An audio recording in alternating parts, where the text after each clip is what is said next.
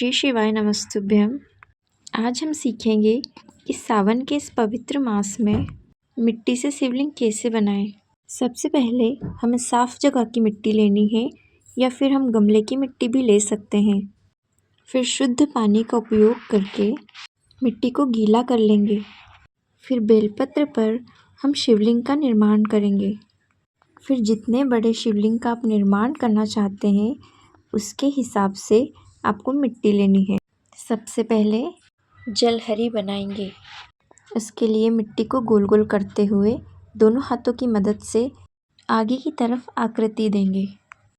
फिर उंगलियों की सहायता से किनार बनाएंगे। इसके लिए आपको दोनों हाथों की मदद लेनी है। वैसे तो आप पूरे सावन के हर एक दिन शिवलिंग का निर्माण कर सकते हैं, पर यदि आप रोज़ शिवलिंग का निर्माण कर पाने में समर्थ ना हो तो सिर्फ आप सावन के सोमवार को ही पार्थिव शिवलिंग बनाकर पूजा कर सकते हैं। ये हमारी श्रद्धा अनुसार है। मिट्टी को चिकना करने के लिए हल्के हल्के हाथों से पानी लगाना है। अब गोल आधार में थोड़ी गहराई देंगे और पीठिका पर शिवलिंग को जोड़ देंगे। शिवलिंग के 3 मुख्य भाग होते हैं। निचला हिस्सा ब्रह्म भाग कहलाता है, मध्य हिस्सा विष्णु भाग और ऊपरी हिस्सा शिव भाग कहलाता है। अब शिवलिंग को आधार या पीठिका पर जोड़ने के बाद पानी वाले हाथों से चिकनाई देंगे। इसके पश्चात हम नाग देवता वासुकी का निर्माण करेंगे। अगर आप चाहें तो सिर्फ शिवलिंग बनाकर ही पूजन कर सकते हैं और अगर चाहें तो नाग देवता का निर्माण भी कर सकते हैं। यह आपकी मर्जी और समय के अनुसार है, पर मैं यहाँ नाग देवता वासुकी का निर्माण भी कर रही हूँ क्योंकि मैंने इन्हें शिव चतुर्दशी के पावन उपलक्ष्य पर बनाया है। इन्हें भी पानी के हाथों से चिकना करते जाएंगे। वासुकी नागों के राजा हैं और भगवान शिव के परम भक्त माने जाते हैं। समुद्र मंथन के समय वासुकी ने रस्सी का काम किया था, जिससे देवता और असुरों ने समुद्र को मथा था। इस दौरान वासुकी को काफ़ी कष्ट हुआ था, जिससे प्रसन्न होकर भगवान शिव ने उन्हें अपने गले में धारण किया था। यहाँ पर मैं कुछ इस तरह इनके शीर्ष भाग को बना रही हूँ।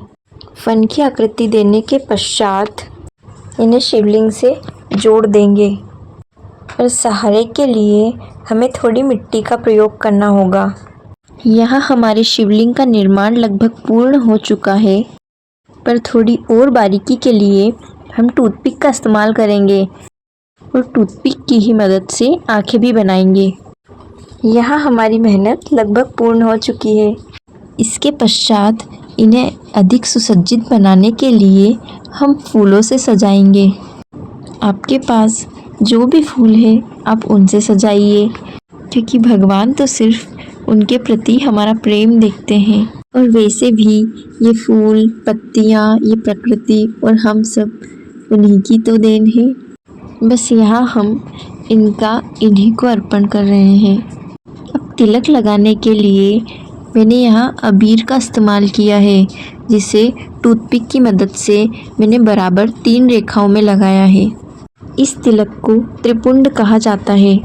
त्रिपुंड की तीनों रेखाएं सतोगुण, रजोगुण और तमोगुण तीनों गुणों का प्रतीक है, जिन्हें शिव नियंत्रित करते हैं। आसान भाषा में समझें तो ये शिव जी की 3 शक्तियाँ इच्छा, ज्ञान और क्रिया का प्रतीक है। इन तीनों रेखाओं के बीचों बीच लाल बिंदु लगाएंगे। फिर अबीर, चंदन और गुलाल से आधार को भी सजा देंगे। जैसे आप चाहें वैसे सजाइए।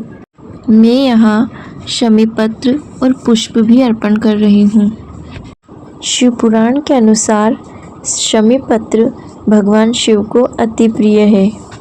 शमी पत्र चढ़ाने से शनिदेव के प्रभाव से भी मुक्ति मिलती है और हमारी सारी मनोकामनाएं पूर्ण होती हैं। सावन के महीने में शिवजी पर शमी पत्र चढ़ाना अति फलदायी माना जाता है। शिवलिंग भगवान शिव के निराकार रूप का प्रतीक है, जो उनकी अनंत और सर्वव्यापी प्रकृति को दर्शाता है। अगर आपको मेरी ये वीडियो पसंद आई हो तो मेरे चैनल को सब्सक्राइब और वीडियो को लाइक ज़रूर कीजिएगा। और शिवलिंग का निर्माण करते वक्त यदि मुझसे कोई भूल हुई हो तो मैं क्षमा चाहूँगी। जय श्री महाकाल।